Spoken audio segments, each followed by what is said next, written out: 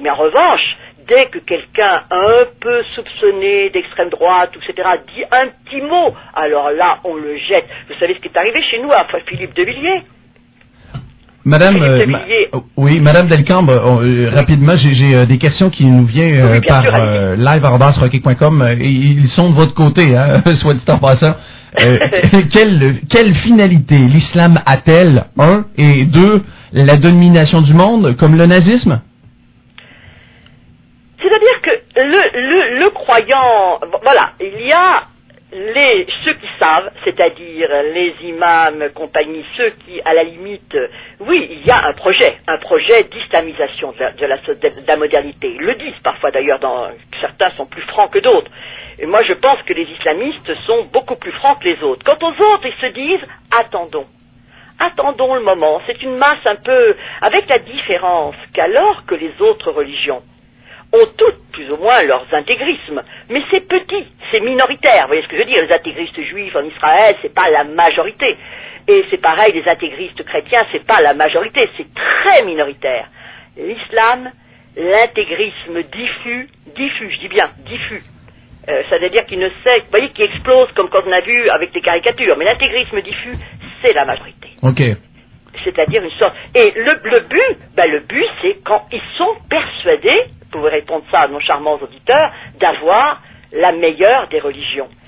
Et comme ils sont très réalistes, et si je puis dire, assez équilibrés, surtout dans le sunnisme, où ils sont dit, voilà la façon dont ils raisonnent, c'est la voie du juste milieu. On ne peut pas avoir telle chose maintenant. Eh bien, attendons. La même chose quand il y avait le califat. Ils auraient préféré avoir un califat qui restât arabe. Il y a eu les Turcs, mais ils disent vaut mieux un califat turc que rien du tout. Et puis quand il n'y a plus de califat, ils disent il vaut mieux arriver s'intégrer dans certaines sociétés plutôt que de mourir de faim. Il y a un grand sens du réalisme. Et je dis qu'à long terme, c'est ça qui est dangereux. C'est-à-dire qu'ils ne disent rien, ils pratiquent, ils ont le droit de pratiquer ce qu'on appelle chez nous mensonge, ce que chez eux en arabe on appelle taqiyya, c'est-à-dire ne rien dire lorsqu'on est en territoire peu sûr ou ennemi. Jusqu'au moment, c'est comme la politique du ressort, oui. Quand ils seront en meilleure position, c'est ça, exact. Alors là, oui. Ils appuieront. C'est là que ça va faire mal. Exactement. D'ailleurs, c'est-à-dire, c'est un peu un proverbe, c'est-à-dire embrasse la main que tu ne peux pas mordre. Ah. J'ai encore j'ai un paquet de questions. Je pourrais pas. Vous me permettez. Je suis désolé, les auditeurs. Je ne pourrais pas non plus tout passer. Ça déferle au niveau des questions. J'en ai une deuxième qui me vient tout de suite et qui me semble pertinente. Est-ce que les musulmans ne connaissent pas les rapports de force? C'est ça qu'on veut savoir ici, là. Ah, si. Justement, ils les connaissent parfaitement. Bon. Ok. Et moi, je crois que... Non, je dois dire, parce que, attendez, là, je faut quand même aussi trouver... je pense qu'ils sont tout à fait conscients et tout à fait équilibrés, ils connaissent les rapports de force, et que c'est pas de ma faute, et ce n'est pas la leur non plus, si, en Occident, il y a parfois des gens qui n'ont pas de colonne vertébrale.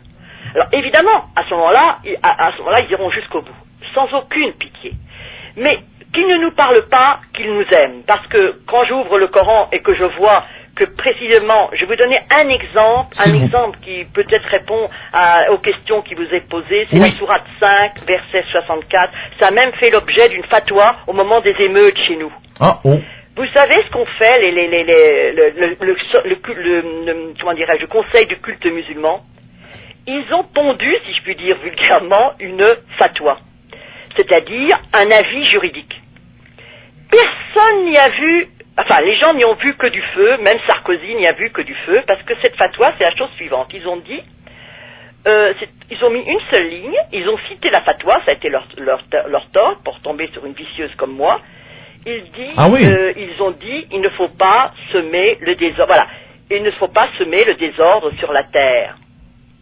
Seulement, ils n'ont pas cité le verset en entier, c'est-à-dire sourate 5, verset 64, qui commence comme ça. Et les Juifs disent, la main d'Allah est fermée, que leur propre main soit fermée, et maudit soit-il pour l'avoir dit. Et ils continuent après, regardez comme c'est gentil pour les Juifs. Ben oui. C'est-à-dire, nous avons jeté parmi eux l'inimitié et la haine jusqu'au jour de la résurrection. Toutes les fois qu'ils allument un feu pour la guerre, Allah l'éteint, et ils s'efforcent de semer le désordre sur la terre, alors qu'Allah n'aime pas les semeurs de désordre. Alors, voyez, c'était uniquement cité Allah n'aime pas les semeurs de désordre. Alors, évidemment, celui qui ne connaît pas le Coran, il se dit, ben bien sûr qu'Allah, il n'aime pas les semeurs de désordre. Seulement celui qui connaît le Coran, il sait que ça fait référence aux Juifs. Et le message qui était lancé, c'était, ne soyez pas des corrupteurs comme les Juifs.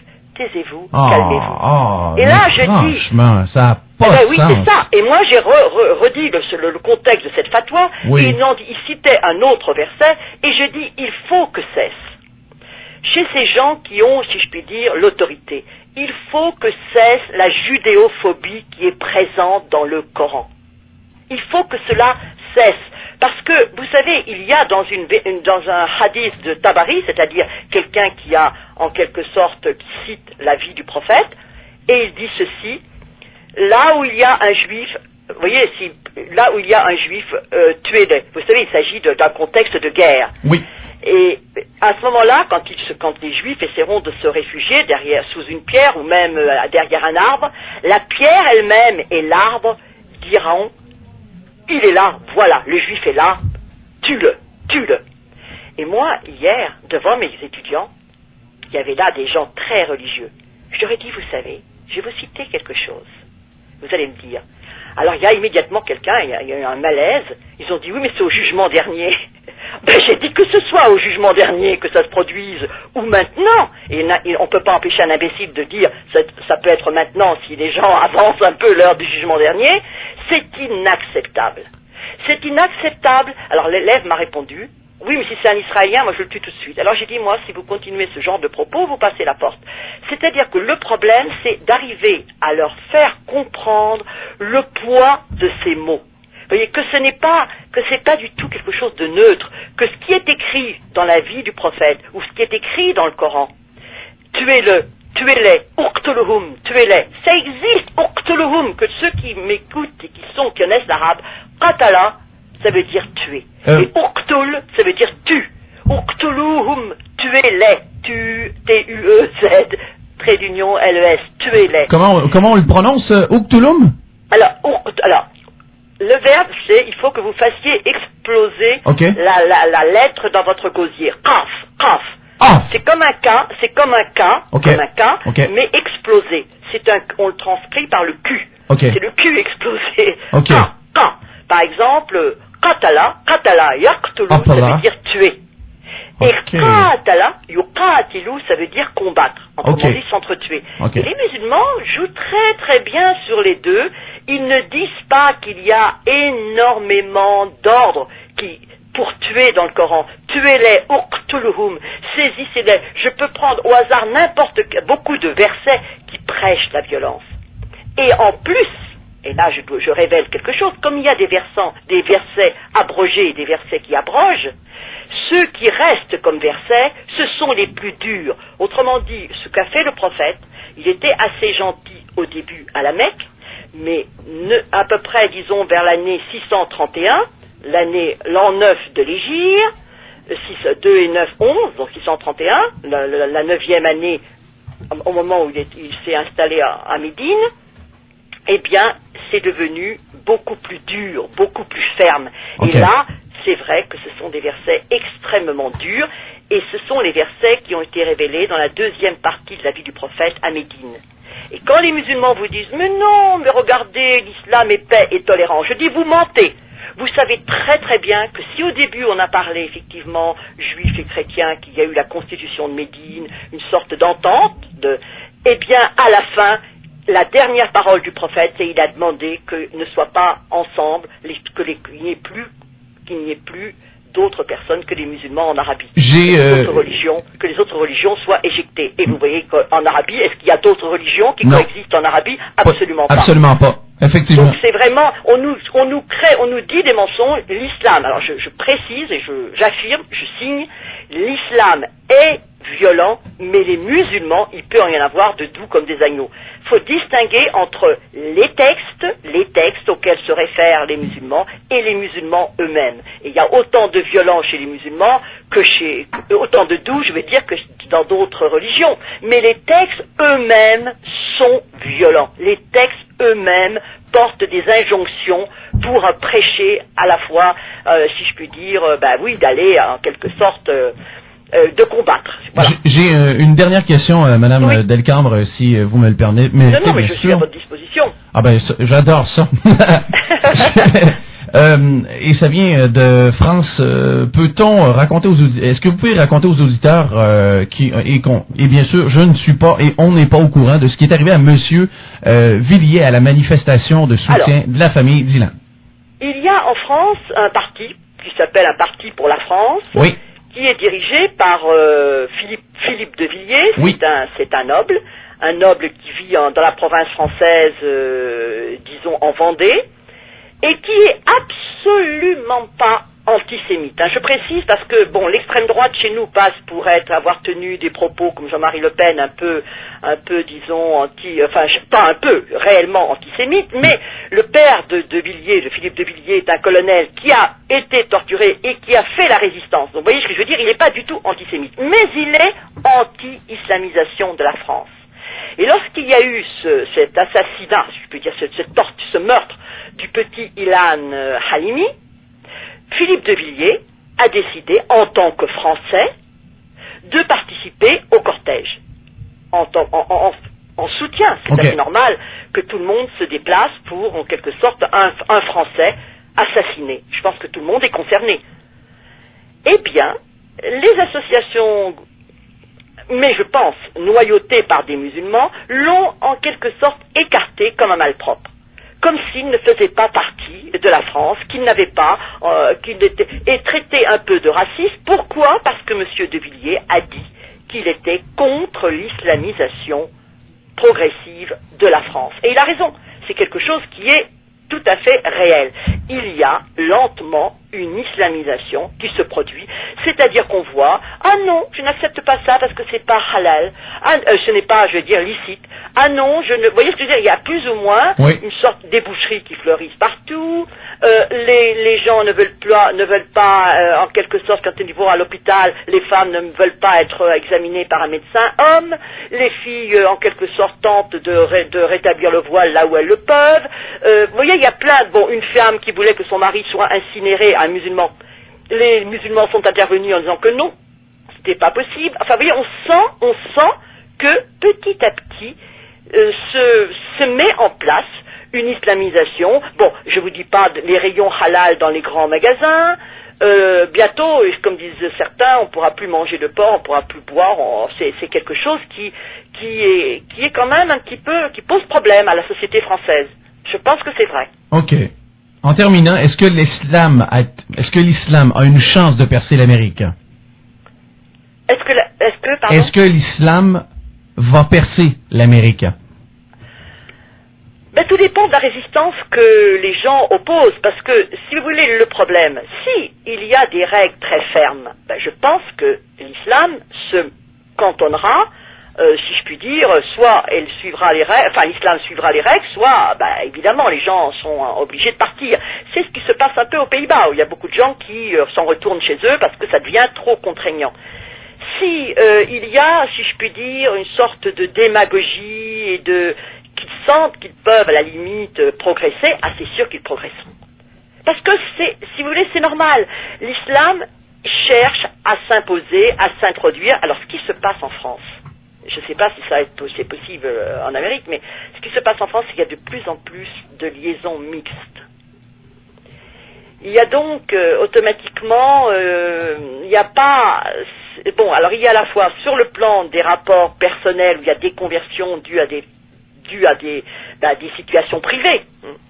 Il y a ensuite, de la part des gens, en se disant, après tout, toutes les religions, c'est équivalent, c'est pareil, les christianistes nous a fait suer pendant des siècles, ça sera peut-être pas pire avec l'islam, ça, vous voyez, c'est-à-dire, voilà. Ouais. Et du côté des juifs, ils se disent, certains qui ne connaissent pas l'islam, se disent, bon, c'est une religion de la loi, nous aussi nous avons une religion de la loi, donc après tout, faut pas non plus hurler, en quelque sorte, comme si c'était un danger qui nous menaçait.